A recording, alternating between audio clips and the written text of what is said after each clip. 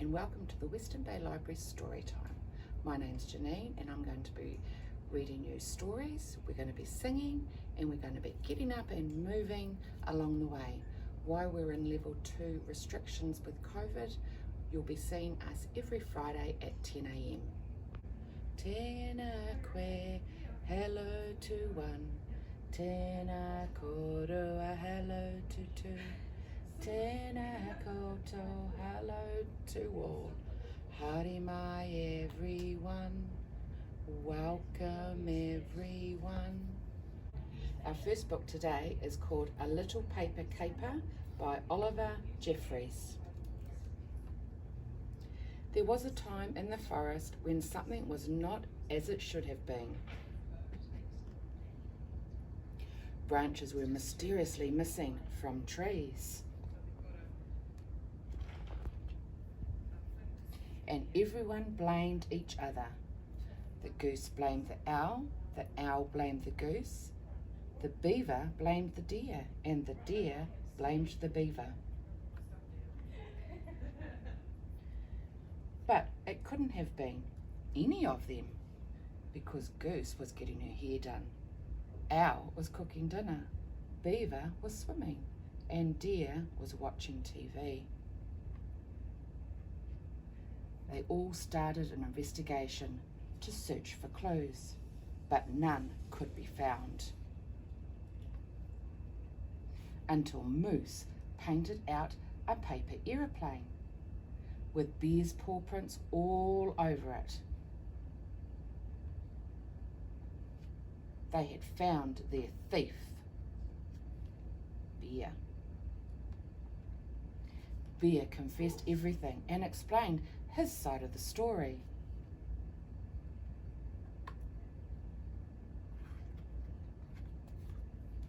His family had always been the best at making paper planes.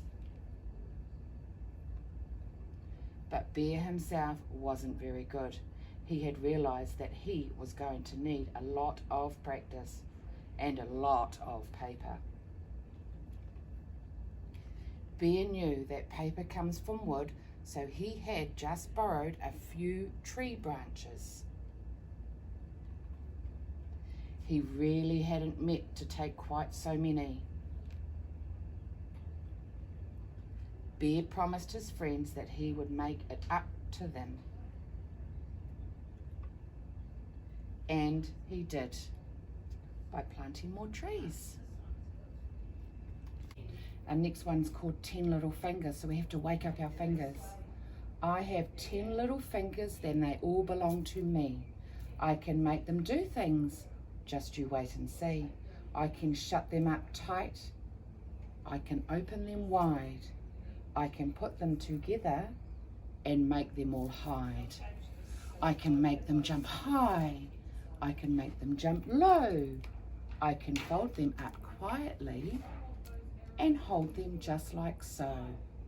This one's called The Enormous Turnip, retold by Kate Danes. One rosy pink morning, a farmer whistled his way to work. It was time to pick some turnips. You'll do nicely, he thought. The farmer grabbed the turnip's leaves in both hands and heaved with all his might.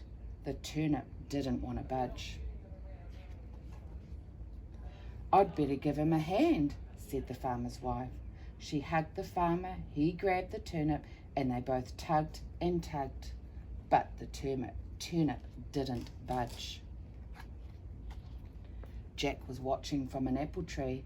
Come and help, called his dad. Jack dashed across the field. He took hold of his mother's skirt. His mother hugged the farmer. The farmer grabbed the turnip and they all tugged and tugged, but the turnip didn't budge. Woof, barked the farmer's dog. The dog yanked Jack's shirt. Jack gripped his mother's skirt. She hugged the farmer. He grabbed the turnip and everybody heaved. Still, the turnip didn't budge. All of a sudden, a cat bit the dog's tail. The dog ripped Jack's shirt Jack tore his mother's skirt. Ah, ouch! She let go of the farmer and they all tumbled to the ground. We'll try one last time, sighed the farmer. Just then, a little robin flew by. It's a little bird. The robin pecked the cat's tail. The cat bit the dog's tail. The dog yanked Jack's shirt. Jack gripped his mother's skirt. She hugged the farmer. He grabbed the turnip and everybody heaved. Slowly, very slowly, the turnip began to move. It's big. It's huge. It's enormous. Woof, meow, tweet. At long last, as the sun slipped out of sight, the turnip popped out of the ground. Yippee! Everyone slept well that night. The following day, Jack and his mother chopped up the turnip. They had turnip soup for lunch, turnip soup for supper, and turnip soup for breakfast, and every day for a month. Next year, I'm growing carrots, said Dad. Our next one's called Incy Wincy Spider. So let's go. Incy Wincy Spider climbed the water spout. Down came the rain and washed poor Incy out. Out came the sunshine and dried up all the rain, and Incy Wincy Spider climbed the spout again. This one is called Shake the Tree.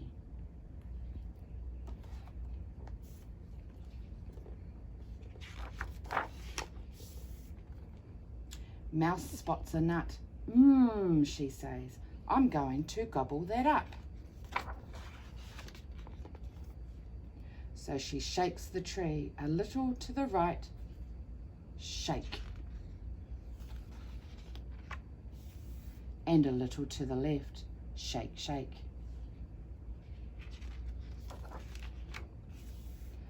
Oh, he's falling out of the tree. Says Fox, a scrumptious mouse.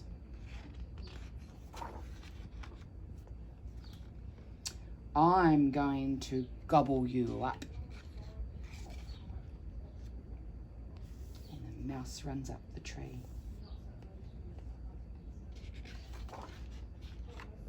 So Fox shakes the tree to the left.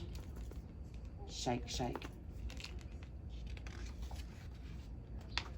And to the right. Shake, shake, shake, shake. Oh!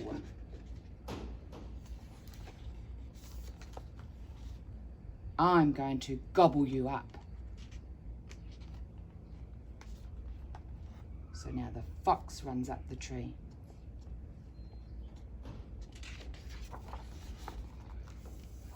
Warthog shakes the tree to the right. Shake, shake, shake, shake.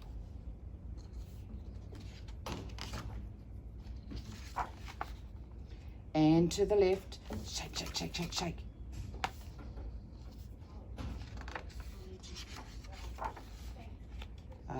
Oh.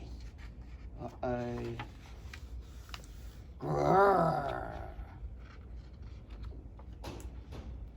And now Warthog's going up the tree.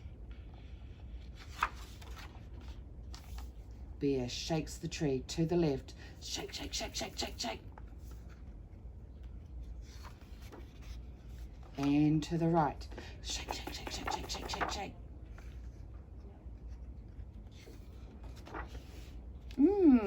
Says Bear. What's happened? Everyone's fallen down. I'm going to gobble you up. Arrgh. A delicious nut. So he didn't want to eat anybody, he just wanted the nut. Clap, clap, clap your hands, clap them just like me.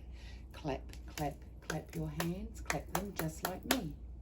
Tap, tap, tap your knees, tap your hands not like me. tap your knees, just like me. Roll, roll, roll your hands like me. Roll, roll, roll your hands, roll them just like me. Stomp, stomp, stomp your feet, stomp them just like me. Stomp, stomp, stomp your feet, stomp them just like me. Wave, wave, wave your arms, wave them just like me. Wave, wave, wave your arms, wave them just like me. Nod, nod, nod your head like me. Nod, nod, nod your head like me. I'm a little teapot. I'm a little teapot, short and stout. Here is my handle, here is my spout. When I get all steamed up, hear me shout. Tip me over and pour me out. This one's called Molehill. One bright day, the moles awake to the smell of diesel smoke. "Oh, Daddy, help!" Mole's children cried, frightened of what lurked outside. So Mole crept out, and then he saw the last thing he was hoping for. "Oh no," said Mole. "Oh dear, oh shucks." For one molehill stood 3 huge trucks. First was Dozer, big and yellow, and grim and fearsome metal fellow. The truck beside was even greater, the rumbling orange excavator. Last was Loader, strong and tough, not quite as big, but big enough. The diggers moved towards Mole's mound. They made a dreadful scraping sound. "Stop right there," yelled Mole. "This minute. That's my home. My kids are in it." The 3 enormous trucks stopped still and stared at Mole upon his hill. "The mole can't tell us what to do. We're 1,000,000 times as big as you. Now move aside. You're in our way. We want to build a mall today." Mole stood his ground and rubbed his head. Then, thinking fast, he bravely said, "I may be smaller than a digger, but I've faced creatures much, much bigger." The trucks all laughed. "Bigger than us? Absurd, bizarre, ridiculous." Mole smiled. "Dig here, and soon you'll see the bones of my last enemy." So Excavator scooped some ground and took a look at what she'd found. The skull of a terrific beast, 100 feet from west to east. The creature's neck was very long. Its tree trunk legs were thick and strong. Then Dozer pushed some dirt away and found beneath, to his dismay, a massive skull, a bony plate, and 2 great horns, both long and straight. A 3rd sharp spike upon the snout, a fearsome body, broad and stout. Loader dug in deep and slow, down into the earth below. He found 2 pairs of dreadful claws, and then, much worse, the creature's jaws. So many teeth, all sharp as pins, not just for smelling, monstrous grins. "These bones," they said, "are terrifying. We thought, brave Hill, that you were lying. These creatures must have reached the sky. Now tell us, please, how did they die?" "These creatures," said the clever Mole, "once tried to build upon my hole, and when they wouldn't leave my mound, they ended up here in the ground." The trucks all trembled, no one blinked, "And now," said Mole, "they're all extinct." "Oh dear, oh no," said Excavator. "We're out of here. We'll see you later." And off they thundered down the hill. Who knows? They might be running still. At last Molehill was safe and sound, so 2 moles' children underground. That night at home the young mole said, as Daddy tucked them into bed, "How did the dinos really die? We think you may have told a lie. Our book here says they were destroyed by an enormous asteroid. That's true, said Mole. Your book is right. A rock from space hit Earth one night. The dust and smoke blocked out the sun, and the days of dinosaurs were done. But I had to scare those trucks away so we could live here another day. Mole leant in low and kissed each kid and whispered softly as he did. No new mall, no excavator, no rock from space or impact crater. Not one thing I guarantee will ever separate us three. So now it's that time again, a goodbye song. Ka kite, ano. We'll see you, we'll see you, we'll see you again.